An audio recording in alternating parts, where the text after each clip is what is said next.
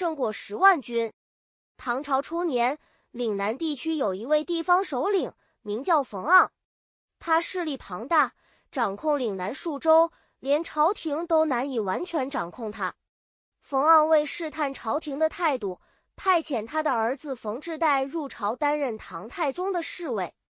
这看似是表示忠诚，实则是一种无声的抗议。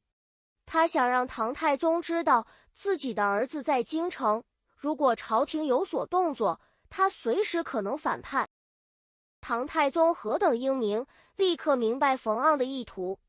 朝中重臣纷纷请命，要求发兵讨伐。他们认为冯盎如此轻视朝廷，必须以武力震慑，否则天下各地的首领都会效仿。就在这个剑拔弩张的时刻，大臣魏征站了出来。他深知发兵讨伐只会让国家陷入动荡，百姓也会跟着受苦。他认为解决这个问题需要的是智慧，而不是武力。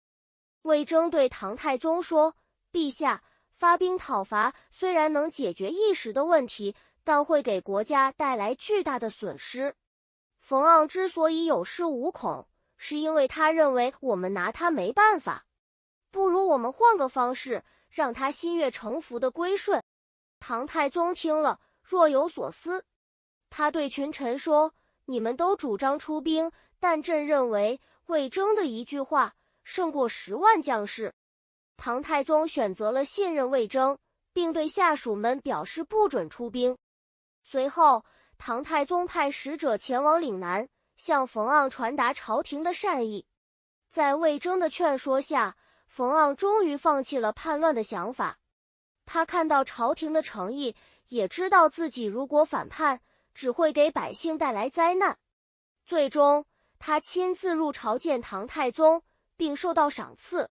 这个故事告诉我们，有时候一句充满智慧的话语，比千军万马的力量更为强大。